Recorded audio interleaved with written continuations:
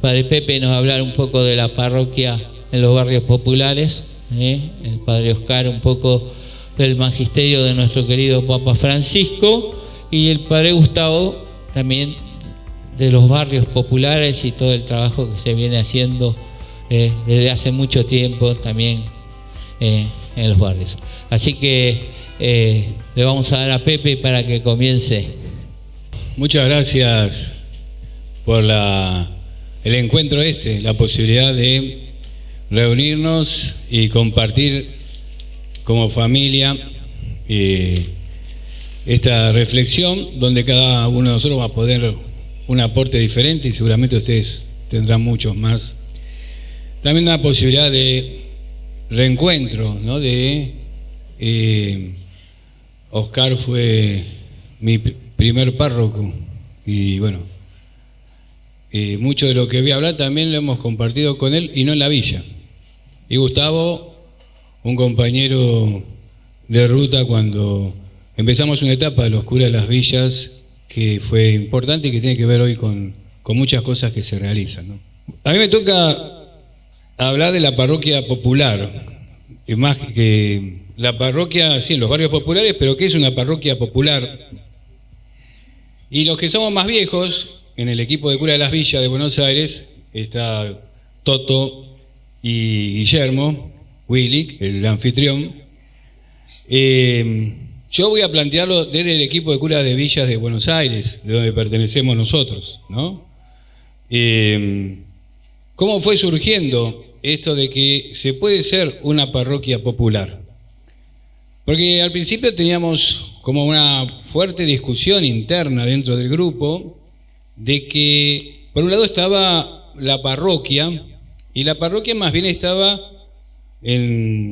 pensada, según los criterios que se manejaban en ese momento, para una respuesta de la iglesia a la clase media o a la clase alta. Pertenecían a grupos o movimientos y la organización de los barrios populares no tenía mucho que ver con esta realidad de lo que significaba la parroquia. De hecho, la discusión era que iba por un lado la religiosidad popular y por otro lado la religiosidad o la organización de la parroquia, que a veces se llamaba de los capilleros, una pastoral capillera contra una pastoral popular. Entonces, fuimos viendo en muchas charlas y discusiones, ¿no? Porque lo bueno del grupo es que podíamos poner a veces en discusiones bastante acaloradas, ¿no? ¿Qué significaba lo que estábamos haciendo? Y nosotros pensábamos, Guillermo, Toto, yo, que la capilla era necesaria en los barrios populares, más en los barrios populares, en las villas, que en la clase media, donde sí podían tener movimientos o grupos, porque se transformaba en la casa común de la gente de un barrio, que en general eran migrantes que recién llegaban a esos lugares. Podían ser migrantes de las provincias de la Argentina, puede ser Santiago del Estero, puede ser Tucumán o Corrientes, o provenientes del Paraguay, de Bolivia, que era la mayor cantidad de inmigrantes de aquella época. La capilla, para toda esta gente, en los lugares donde venían, significaba algo muy valioso. Era una referencia del pago de donde venían. Y muchas veces venían solos a vivir a los barrios y después llegaba el resto de la familia. Entonces, la capilla se transformaba en el hogar que no tenían. El hogar, podían tener una casa, pero el hogar lo que significaba compartir con otros, compartir la vida, el almuerzo, un proyecto, sentirse amigo. Bueno, eso es lo que fuimos viendo en la creación de estas parroquias populares. De hecho, Cacupé, que es la parroquia donde estábamos con Toto, propone que lo popular se puede vivir en la parroquia. Que la mirada que tenemos de la parroquia es distinta a la que se puede tener con prejuicios, o a veces con una mala organización que después se fue extendiendo en muchos lugares, ¿no? Donde la parroquia termina siendo un grupito que está dentro de un templo.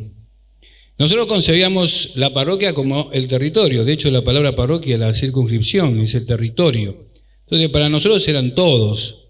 Cuando decíamos la parroquia no nos referíamos a los grupitos. Era todo el barrio que vivía dentro del ámbito donde teníamos que trabajar y vivir, ¿no? Porque la característica buena que nos dio el ser parte del equipo de curas de las villas era vivir dentro del barrio donde trabajábamos, o sea, compartir la vida con los hermanos, con los que estamos trabajando, con los que estamos compartiendo un proyecto común.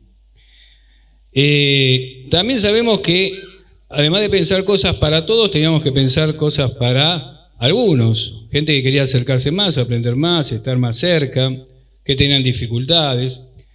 Y por otro lado, el sacramento que es para todos, ¿no? Y en esto la compañía importante es algo que veníamos hablando, haciendo, practicando. Los sacramentos de iniciación cristiana no se le negaban a nadie, bajo ningún concepto.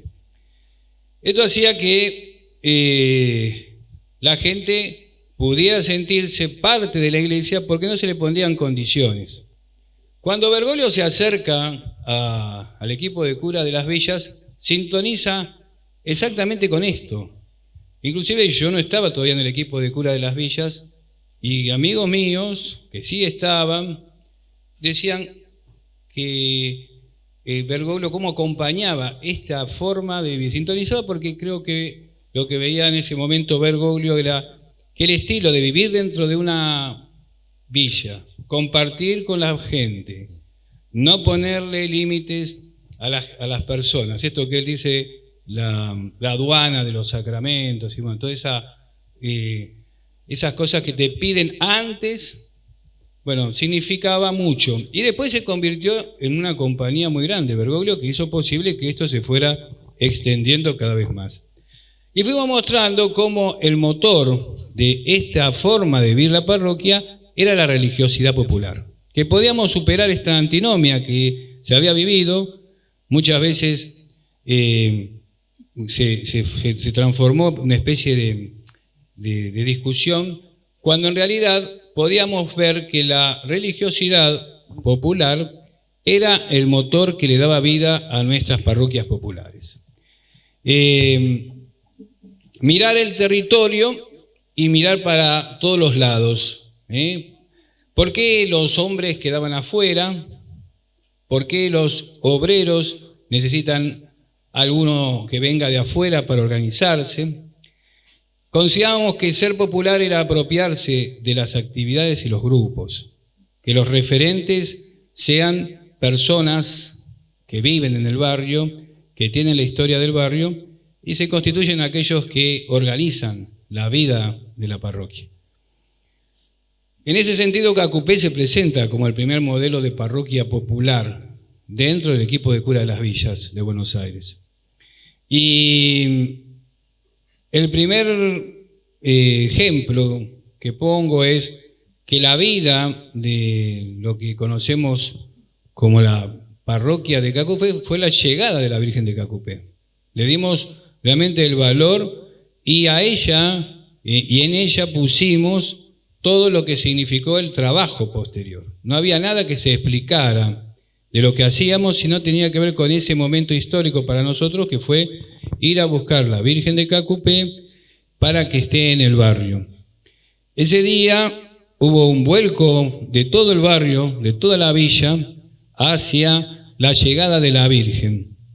Eso fue transformador y mostramos también cómo un barrio podía transformarse a partir de un hecho que era la religiosidad popular. No tenía que ver con una organización política ni con una organización que se hubiese pensado de un escritorio, tenía que ver con la llegada de la Virgen que motivó un cambio profundo en el barrio. En cada barrio de los que constituían la Villa 21, una capilla, su fiesta religiosa, y las personas que estaban coordinando las actividades de cada una de ellas eran casi el 100% habitantes de la villa. Catequistas, exploradores, hombres, mujeres, misioneras, comedores. Realmente una auténtica participación popular, ¿no?, se dio a partir de la llegada de la Virgen. Todos en el barrio y todo el barrio se sentía identificado con esto de ser parte de Cacupé. Y inclusive podríamos decir organizaciones que no son de la parroquia, también se sentían identificadas con la vivencia de ser parroquia de esta manera. Esta manera de vivir la parroquia popular constituyó la comunidad organizada. A nosotros nos tocó con Toto vivir la crisis del 2001 allí. Y cuando uno encuentra una comunidad organizada y está basada en esta religiosidad y está basada en ese compromiso, en esa unidad que dieron la cantidad de retiros espirituales que dimos en la casa de Mamá Tula, ahí en Salta e Independencia, donde iban los obreros, donde iban los jóvenes o las mujeres, hizo que tuviéramos una respuesta al problema. La crisis del 2001 a los barrios nuestros en Buenos Aires los pasó por encima. Sin embargo, en la Villa 21, la organización, como dicen, vence al tiempo. En este caso, la organización hizo que, frente al gran problema de la crisis, pudieran darse respuestas bien concretas. Comiendo, compartiendo las carencias que había, compartiendo la ropa, compartiendo medicamentos, bueno, todo un trabajo que después, gracias a Dios, cuando llega el gobierno democrático después, en el 2003, se van solucionando. Pero encontrar medicamentos en aquella época era difícil y, sin embargo, había todo un esfuerzo comunitario. Después vino el Plan Remediar, que nos dio una mano muy importante. Por ejemplo, pongo un ejemplo nada más porque son muchos los que podíamos hablar de esa época. Esa comunidad organizada, constituida por la parroquia popular, tiene una fuerza que no tiene que ver tanto con lo político ni con la organización social, sino tiene que ver con una fuerza que tiene que ver con la religiosidad de la gente. Y esta motivación nos hace también responder a las necesidades que tiene la gente. Y por eso en esa parroquia empiezan los hogares. Empiezan los hogares de chicos, hogares de jóvenes, hogares de abuelos.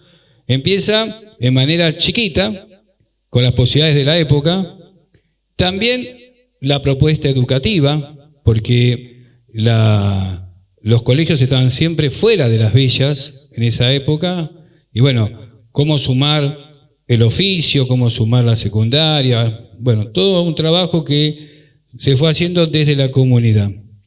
Y por último, y esto es lo importante, porque va a ser como aquel motivador fundamental que tenemos como red que nos organiza, es la fuerza que nos da el Hogar de Cristo, ¿no? Tomando la necesidad de aquellos que veíamos adictos al Paco en el barrio y que lo fue tomando. Entonces, esta parroquia popular no se queda contento con una organización que ya está permanentemente mirando cuáles son las necesidades que tiene ese barrio. Y hoy va dando otras respuestas, ¿no? Por ahí Toto le fue dando otras cosas más, pero digo, en ese momento el origen de la parroquia popular le fue dando una respuesta a las necesidades porque se constituyó como una comunidad organizada. Este modelo se extendió y contagió a otras parroquias, ¿no? De la ciudad de Buenos Aires y de Gran Buenos Aires. Y el Hogar de Cristo ha transmitido el modo de vivir la iglesia de esta manera, con ese espíritu de parroquia popular. En los lugares en donde el Hogar de Cristo está presente dentro de una parroquia o de la mano de una parroquia, lo va haciendo y le va transmitiendo este espíritu, porque significa ocuparse de todos, no ocuparse de los que están bien, de los que pueden venir a misa, de los que pueden recibir. No, el hogar de Cristo te lleva a ir corriendo los límites para llegar a toda la gente. Surge para nosotros, y aquí creo que a partir de la parroquia popular hay un libro muy lindo que es del padre Bernaza, que habla de la historia de los curas de las villas, que llega hasta el retorno de la democracia. Yo fui escribiendo algunas cosas, supongo que Gustavo también. El día de mañana tenemos que poder transmitir esta parte, porque los desafíos que nosotros como curas de las villas hemos asumido de nuestra época, de nuestro tiempo, tiene que ver con la prevención y la recuperación. Porque en definitiva nuestras parroquias populares fueron trabajando fundamentalmente en esto. Las 3C que caracterizaron el modelo preventivo tiene que ver también con un origen, ¿no? de ocuparse de los niños, de cómo llegamos antes que sea tarde. Nuestro primer programa en esta parroquia popular era el liderazgo positivo. Decíamos cómo llegar antes de que sea tarde, porque veíamos que las pandillas se peleaban entre todos y que en definitiva las víctimas eran los pibes. Entonces, ¿cómo llegar antes? Y bueno, muchas cosas surgieron exploradores, surgieron movimientos deportivos. Después pudimos lograrlo resumir en estas 3C, que hoy se viven como un objetivo importante en la parroquia popular, que es el club, el colegio y la capilla. El club que lo podés tener, lo podés hacer, o podés también trabajar con los clubes, ¿no? Porque al principio cuando pensábamos las 3C era de qué manera pueden articular en un barrio estos 3 elementos, ¿no? Un buen colegio, una buena capilla, un buen club. Esto lo fuimos trabajando y bueno, en muchos lugares se tuvo que hacer el club parroquial porque no había clubes. O los clubes que hay muchas veces trabajan con los que andan bien y descartan a los que andan mal. Entonces, bueno, hubo que tomar determinaciones. Lo mismo los colegios que estaban lejanos a los barrios, en muchas barriadas de Gran Buenos Aires han crecido y en Capital lo mismo. Y las capillas como una permanente renovación necesitamos para que no se vayan durmiendo o se vayan quedando, ¿no? Entonces, en estas 3C fuimos como trabajando toda la parte fundamentalmente de prevención. Y el hogar de Cristo con los umbrales que conocemos y que cada uno le va dando el tiempo y la dedicación y la orientación, pero que en definitiva nos va marcando un estilo de recuperación, como sabemos, que tiene que ver con el territorio, o sea, con el barrio popular en donde estamos, y en la forma integral que es como toma la vida el hogar de Cristo. ¿Es efectivo este trabajo si se quiere replicar en la medida en que se pueda transmitir este espíritu del que estamos hablando? No sé, por ejemplo, el que viene a la matanza y hoy ve la obra del Tano, lo mejor que puede hacer primero es hablar con el Tano. ¿Por qué? Lo pongo de ejemplo, ya que estamos en la matanza. Porque el Tano tiene ese espíritu de cura de la villa, ese espíritu de tener una parroquia popular, de querer una parroquia popular, y todas las cosas que se construyen tienen que ver y están orientadas en eso. Alguien que quiere pensar en hacer algo, por ahí ve y se deslumbra con un edificio y quiere hacer ese edificio en otro lado, pero si no tiene ese espíritu que el Tano le impregne, que la comunidad de San José tiene, entonces no le va a servir a ese cura que vino de lejos. Es importante para transmitirlo, yo diría, hay que charlar, hay que contagiar, ¿no? Como decimos en el hogar de Cristo. En el hogar de Cristo lo mismo, cuando uno quiere hacer un hogar de Cristo, lo vas contagiando. Nosotros pensamos que frente a la realidad que hay de individualismo, de situaciones, no sé, en Buenos Aires, en Capital, está el que tiene fe y el que no tiene fe, el que es agnóstico o ateo, y ahí están las discusiones. En el Gran Buenos Aires, en el interior del país, fundamentalmente está la fe católica y un montón de iglesias evangélicas que se fundan y que a veces no tienen ningún tipo de conexión y a veces no sabemos realmente bien a qué responde, ¿no? Entonces, es muy importante la presencia de las parroquias populares, porque le dan respuesta a la gente que muchas veces, al no encontrar o al encontrar una iglesia como las que discutíamos al principio, que sí tenían razón, exige cosas que no tiene que exigir, está cerrado a un pequeño grupo, bueno, entonces la gente termina yendo a un lugar en donde es escuchado, y puede ser cualquiera de estos lugares, ¿no? Entonces, la religiosidad popular tiene que ser el elemento fundamental para la organización y para la expansión de nuestras parroquias.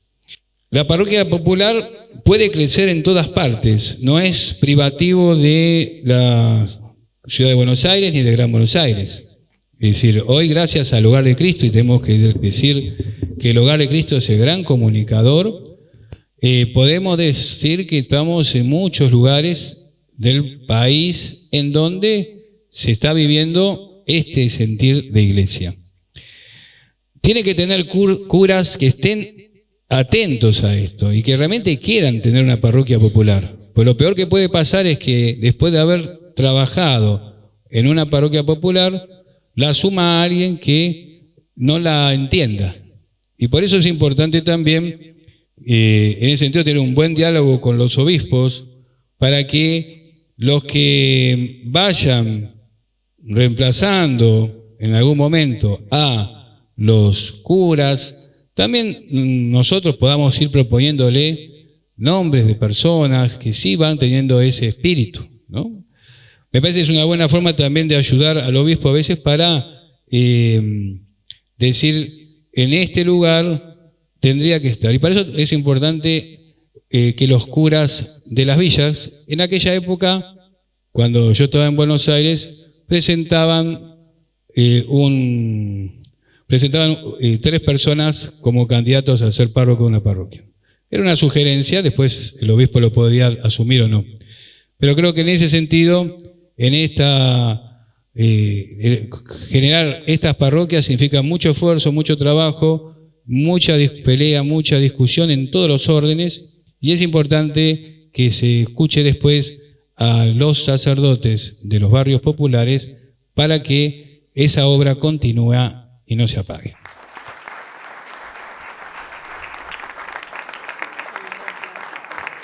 Lo escuchaba hablar a Pepe y me acordaba de algunas cosas que quería transmitirles. Esa parroquia, Cacupé, fue un emblema de la cultura de la vida frente a la cultura de la muerte. Uno llegaba a Cacupé y se daba cuenta con claridad, no solo cuando lo amenazaron de muerte a Pepe y pude estar en esa Eucaristía, ¿no?, donde el pueblo defendía a su pastor, ¿no?, que había sido amenazado, ¿no?, sino en cosas muy pequeñas. Miren, me acuerdo una vez, me dice, yo recién era obispo de auxiliar de Buenos Aires, y Pepe me dice, venite a bendecir unos pañuelos para los exploradores. Y eran 500 pañuelos. Entonces, es decir, la cultura de la vida, yo diría, la vida rebalsaba, ¿no? Se derramaba, se desparramaba. Y finalmente fui testigo en esa parroquia también de un bautismo que me pidieron, de un muchacho que estaba internado en Rodríguez, bautizaba su chiquito. Había llegado muy roto y después, bueno, fue a Rodríguez y tenía que estar en el bautismo y después volver a Rodríguez. Entonces, hice el bautismo y él me pidió, decía unas palabras, una oración, delante de su hijo, ¿no? Nunca me voy a olvidar de esa oración, nunca, nunca. Entonces él le decía a su hijo, te pido perdón porque te abandoné los primeros meses. Yo en realidad no sabía ni quién era. Y ahora estoy recuperándome para vos. No voy a poder estar en tu fiesta ahora. Pero vos esperame que yo estoy trabajando para volver a estar con vos. De esas cosas fui testigo yo en la parroquia de Cacupé. Por eso para mí es un signo de vida, un símbolo de la vida, la parroquia, y de la lucha por la vida. El Papa Francisco, ustedes saben el modo como insiste en la comunidad.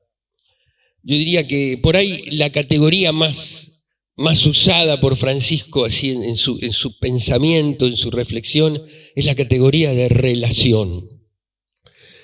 Por ejemplo, en Fratelli Tutti, ¿no? En Fratelli Tutti, el Papa, las dos imágenes bíblicas que más fuerza van a tener, van a ser Caín y Abel, que es el relato bíblico de la muerte, del odio al hermano. ¿Dónde está tu hermano?, le pregunta Dios a Caín cuando acaba de matarlo. Y Caín le responde: yo no sé, ¿yo soy acaso el guardián de mi hermano? ¿Qué tengo que ver yo con mi hermano? ¿Qué me importa? ¿Qué me importa? Es cosa de él, es un tema de él, ¿a mí qué me importa? Yo me ocupo de lo mío nada más. Yo me ocupo de lo mío. El otro, sí.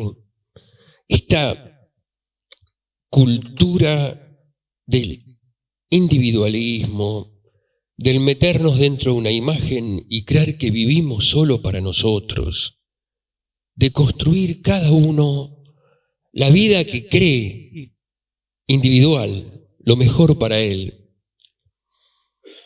contrasta con lo que en realidad somos como personas. Es una traición a nuestro modo de ser, es decir, a la realidad. Es como vivir una irrealidad. No reconocernos en el otro, o en la otra. Y el estar perdiendo es como si en este momento de la historia nos estuviéramos olvidando de lo que somos como personas. Es como estuviéramos cayendo en el olvido. Y la otra imagen fuerte de Francisco es el buen samaritano, ¿no?, que es el centro de Fratelli Tutti. Esa parábola donde el hombre está caído, asaltado por los ladrones, al borde del camino, pasan varios, finalmente uno que no tenía nada que ver, que parecía el que más lejos estaba en la vida, se detiene, se baja del caballo, lo auxilia y lo lleva a una posada. En el fondo, el buen samaritano se vio a sí mismo en él. Este soy yo, o este puedo ser yo, o fui yo, o seré yo, pero es mi hermano. Y esta es la realidad de mi vida. Esta es la realidad de mi vida, el vínculo. No existimos sin vínculo. Si traicionamos nuestra realidad. Es difícil la pregunta que les voy a hacer, pero tratemos de pensar en nuestro nacimiento.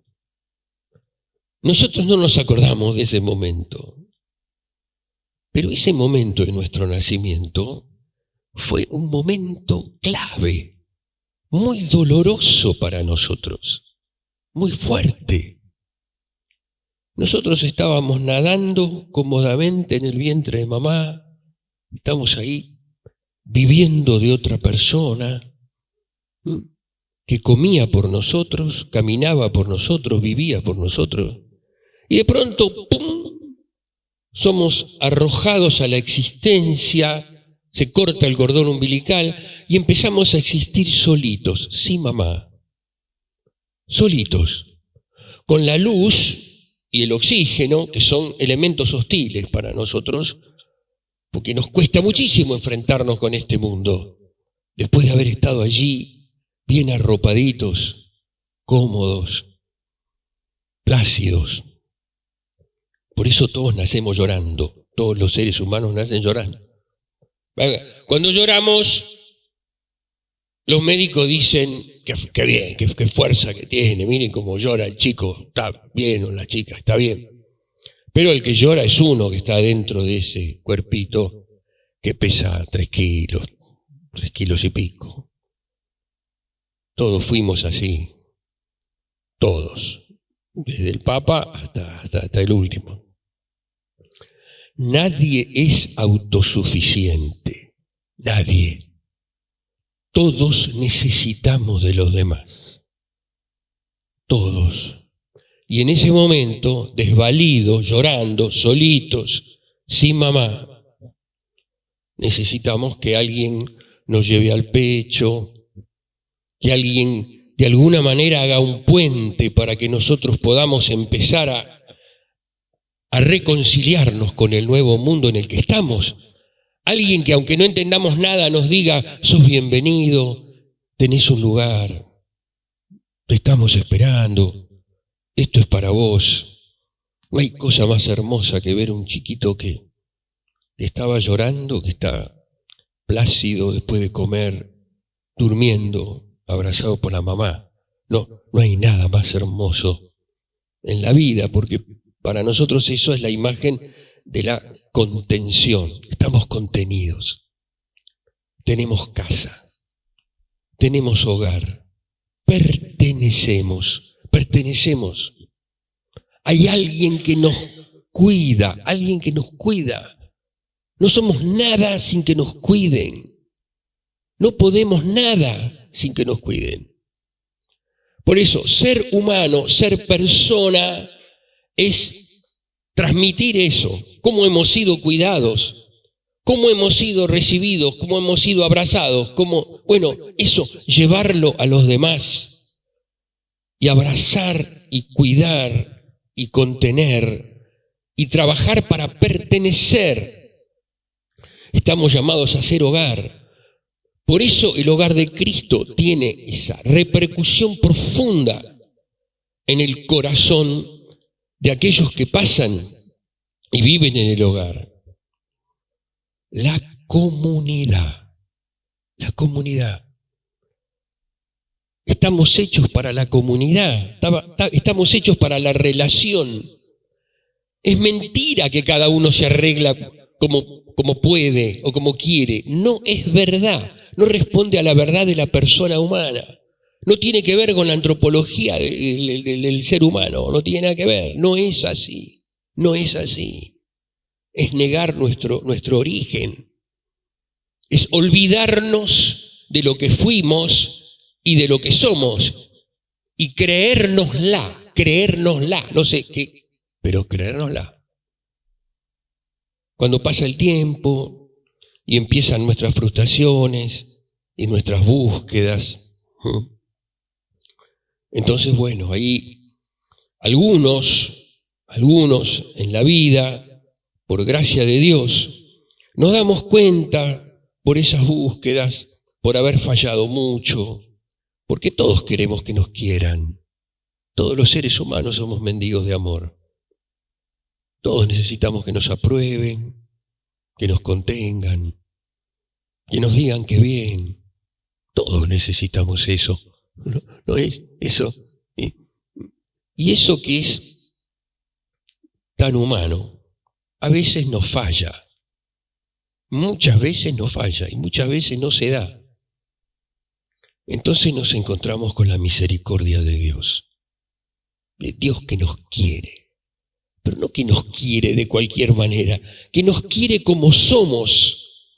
Porque el amor de Dios es incondicional. Es incondicional. Por eso la frase del hogar de Cristo, la vida como viene, es preciosa porque refleja cómo nos quiere Dios. Dios no nos quiere porque seamos buenos. Dios no nos quiere por las cosas que nosotros hacemos. Dios nos quiere porque sí. Dios nos quiere porque nos quiere. El amor de Dios es incondicional. Va mucho más allá de cómo nos portemos. Nos quiere a nosotros. Entonces, el hogar de Cristo, al abrirse de esa manera, refleja lo que es la comunidad. yo te recibo porque sos una persona como yo, porque buscas como yo, porque te equivocas como yo, porque fallás como yo y porque Dios te quiere como sos. Y aquí empieza la construcción de la comunidad. La construcción de la comunidad. Que si está entroncada en la piedad y en la fe popular, muchísimo mejor. Muchísimo mejor. El padre Tello decía con mucha certeza que nosotros, los latinoamericanos, teníamos siempre como imagen de la Virgen la Inmaculada Concepción, la Virgen sin el niño. Luján, el Valle, Itatí, las imágenes más importantes de la Virgen son la Inmaculada. La Inmaculada refleja la inocencia de esa criatura que Dios ama desde toda la eternidad para ser su madre. Y decía el padre, todos tenemos tanta necesidad de inocencia, por eso necesitamos tocar a la Virgen. Todos sabemos lo que es haber errado, haberse equivocado, haber fallado, haber necesitado, no haber tenido, sentir la frustración, todos sabemos eso. Entonces, tocar la inocencia, ese es el misterio de Luján, decía Tello, poder tocar a la Virgen, llegarnos a ella. A través de esta profundidad de fe, la construcción de la comunidad. Papa Benedicto decía, voy a seguir un texto que repite muchísimas veces el Papa Francisco. ¿Qué te da la fe? La fe te da una familia. Lo primero que te da la fe es una familia, dice Benedicto. La familia de Dios, la familia de los hijos de Dios en la Iglesia Católica. Yo al bautizarme entro en un cúmulo de relaciones, entro en la Santísima Trinidad. Me vinculo, es decir, comienzo a relacionarme.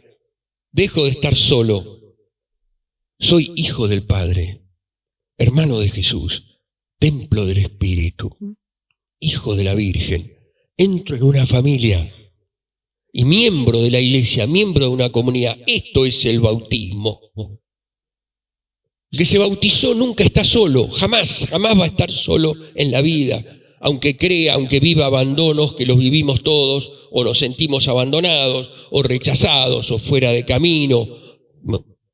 ¿Quién no ha tenido la experiencia de sentirse así? Pero el bautizado nunca está solo, nunca. Siempre está acompañado por esta familia. Y es notable como el hogar de Cristo refleja esta luz de la iglesia. No estamos solos. No estamos solos.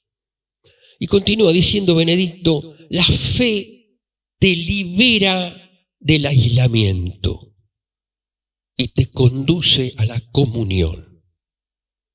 Sí, la fe nos saca de ser islas todo el tiempo. La fe continuamente nos está referenciando a los demás. Y continúa diciendo, la fe es un acto de responsabilidad para con los demás. Entonces, esta fe nuestra, la fe católica, no se refiere solamente a la relación con Dios que yo construyo para mí, la quiero para mí y con ella me evado, huyo del mundo para tener cierto tipo de experiencias individuales, sino que la fe católica opera por la caridad. Sí, no existe si no es hacia los demás. Y esto es lo que va a tratar Francisco por activa y por pasiva de poder transmitirnos. Es decir, la fe cristiana es compromiso con el otro, continuo. Y si el otro está necesitado más, y será compromiso con el migrante, de un modo particular en Europa, y será compromiso con aquel que más lo necesita y mostrarlo. La clave es la comunidad. La clave es la construcción de la comunidad. El otro día, cuando estábamos en el encuentro con los jueces y hablaban aquellos que viven en el barrio, ahí en la parroquia San José, viví ese momento que para mí fue extraordinario. De pronto la madraza Rosana, ¿verdad? Rosana nos dijo que, como pidiéndole a todo ese auditorio que participara de la familia, somos una familia hermosa, somos una familia hermosa. Y en esa familia tiene lugar todos, está abierta a todos. Se recibe la vida como viene porque es como Dios nos quiere. Y se recibe la vida para experimentar este amor particular que nos tiene el Señor, porque así nacimos, así somos seres humanos. Y somos seres humanos llamados a construir esa comunidad grande, hermosa, que Dios quiere de nosotros. Dios quiera que podamos organizarla, porque las comunidades se organizan en un momento dificilísimo donde se está destruyendo la misma imagen del ser humano, que es el vínculo con los hermanos. Sin eso no somos personas, nos convertimos en otra cosa, menos en personas. Que el Señor y la Virgen nos dé la gracia de trabajar y de construir esta familia grande del hogar de Cristo, a la que todos de alguna manera pertenecemos.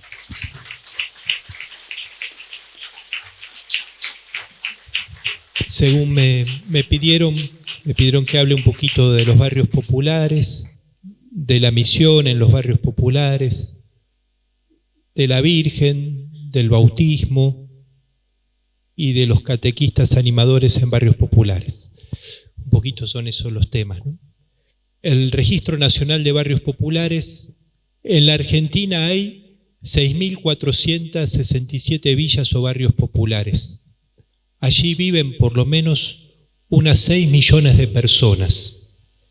Más de la mitad son niños, niñas y adolescentes. En gran medida está allí lo que se llama el núcleo duro de la pobreza y de la indigencia en la Argentina. Una pobreza que es multidimensional. ¿Cómo se formaron esos barrios? Un deseo ha puesto en movimiento a miles de mujeres y hombres.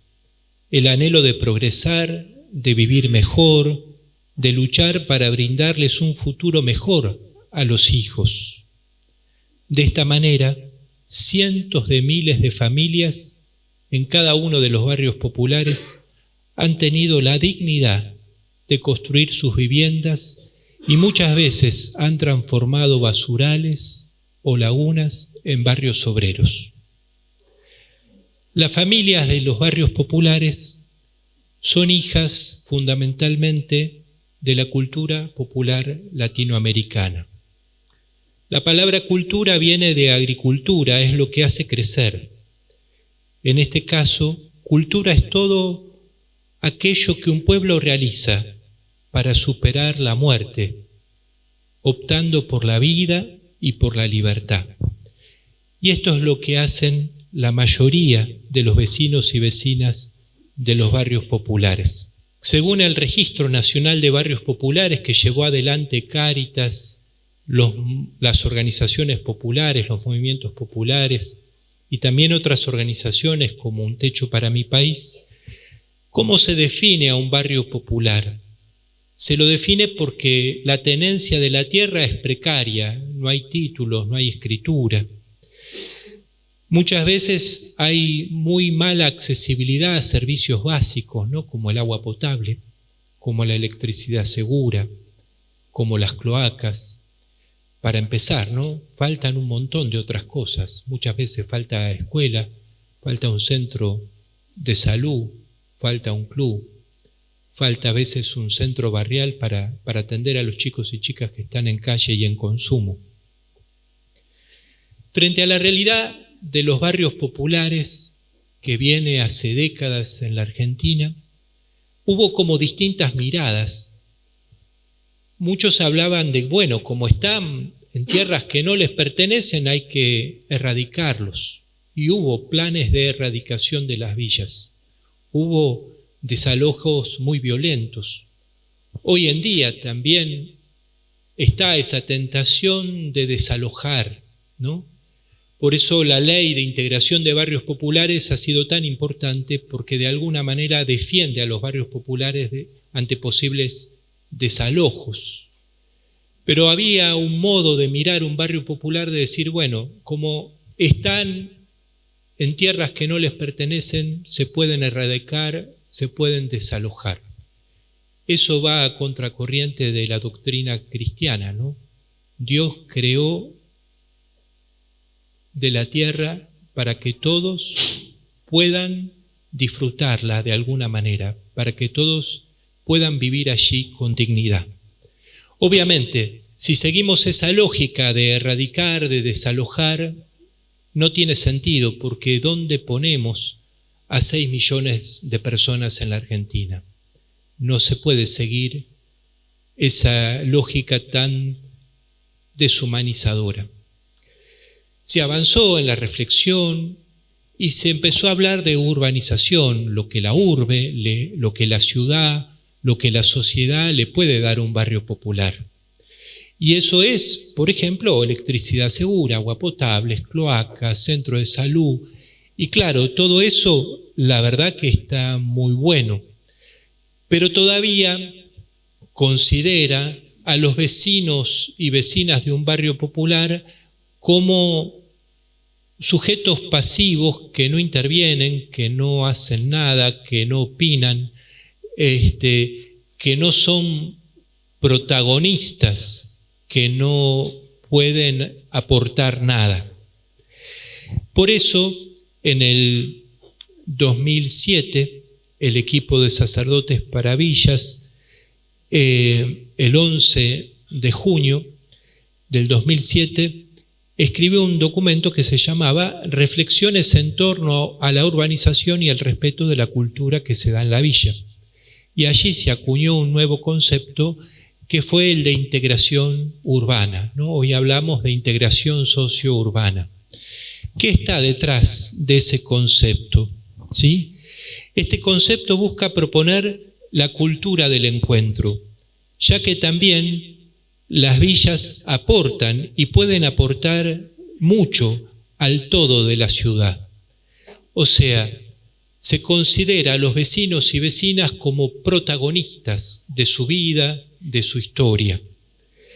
Y esto debe comenzar entonces por reconocer al pueblo que vive en estos barrios como sujeto colectivo con su cultura, su lenguaje, su modo de razonar, su ritmo, sus símbolos y obviamente también su religiosidad. Esto no es populismo, como podría decir alguien, sino es sencillamente respetar al otro en cuanto a otro.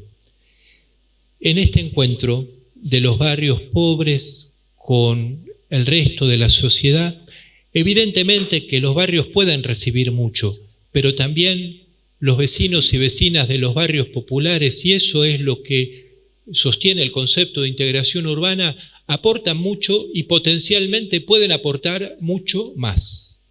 Por ejemplo, si uno mira la ciudad de Buenos Aires y cómo los barrios populares entran en la ciudad de Buenos Aires ofreciendo un montón, miles, millones de trabajadoras y trabajadores que en una gran ciudad como Buenos Aires aportan esa fuerza insustituible y dignificadora que es el trabajo. ¿En qué aportan? Y en mucho. Por ejemplo, en la construcción de las casas, en la ropa que usamos, en las frutas y verduras que consumimos, en el cuidado de los enfermos, de los ancianos, de los niños.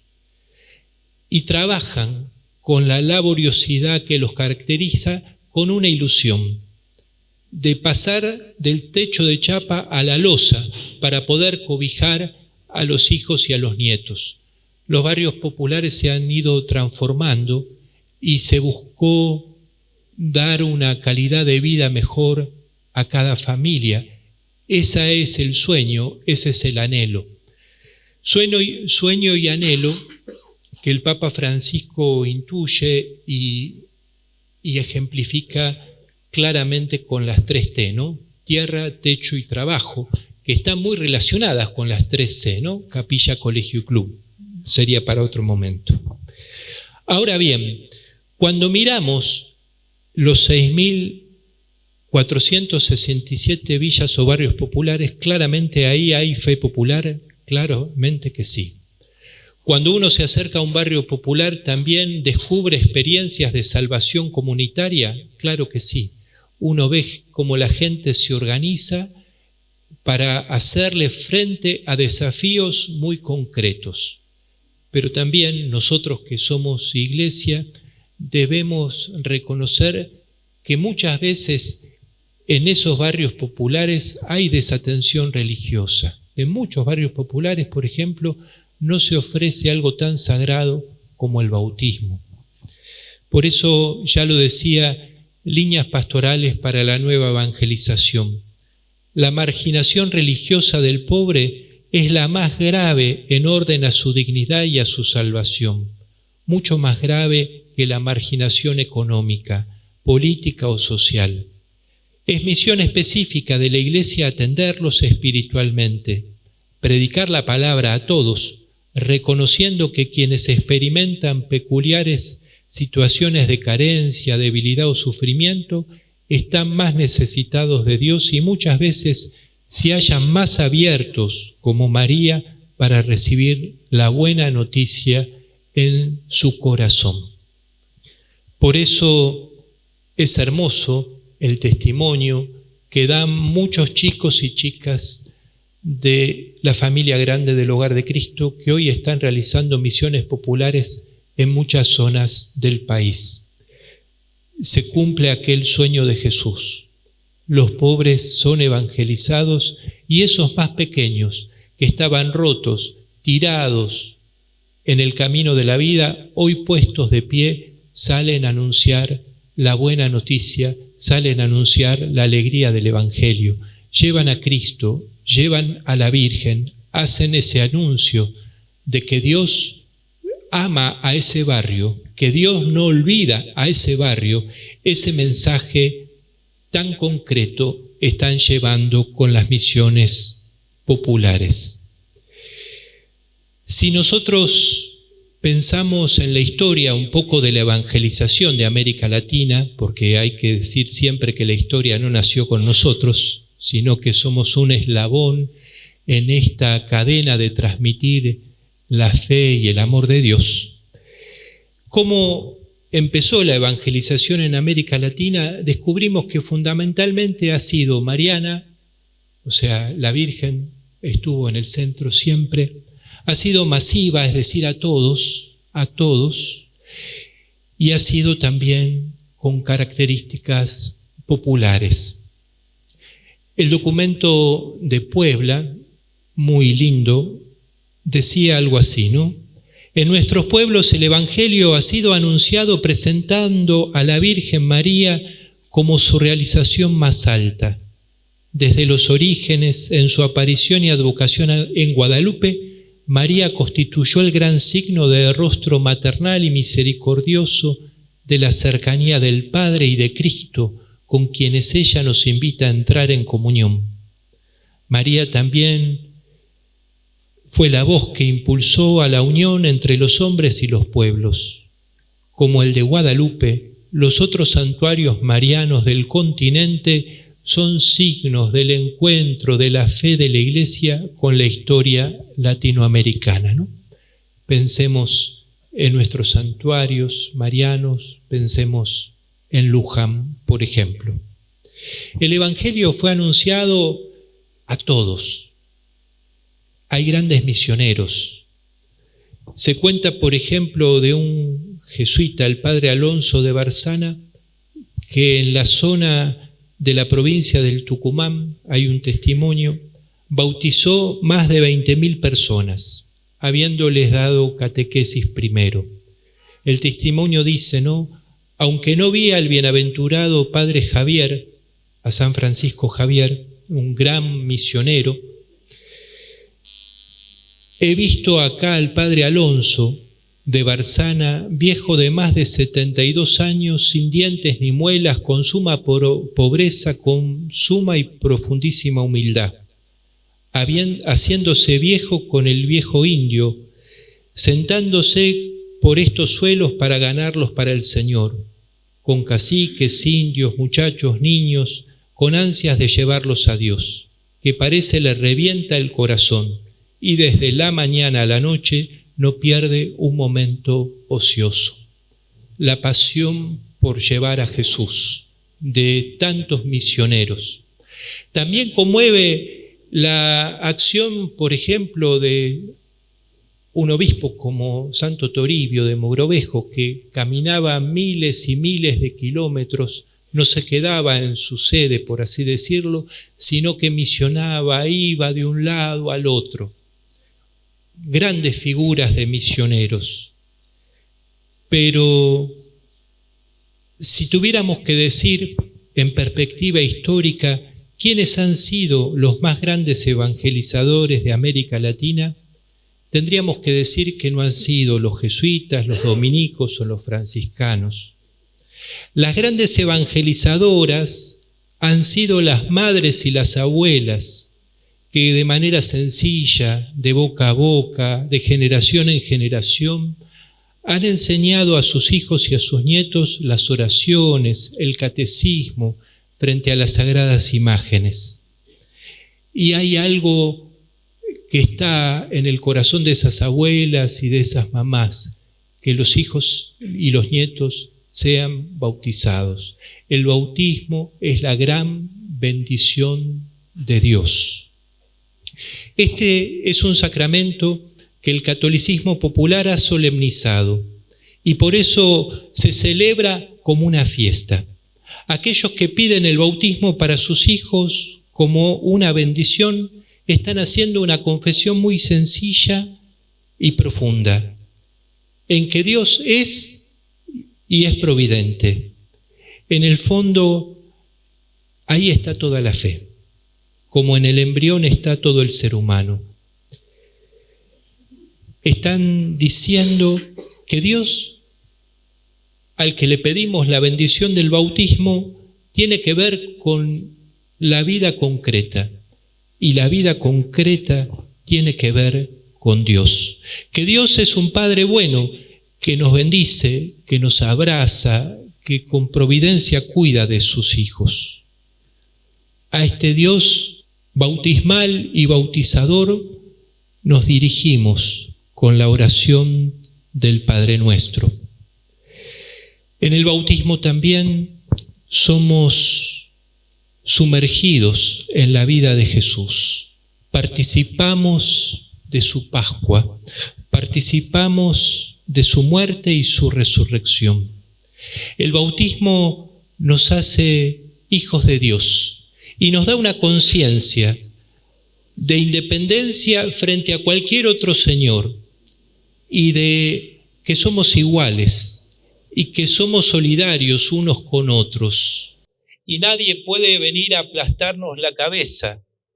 Momento, tengo una dignidad que me ha sido confirmada en el bautismo.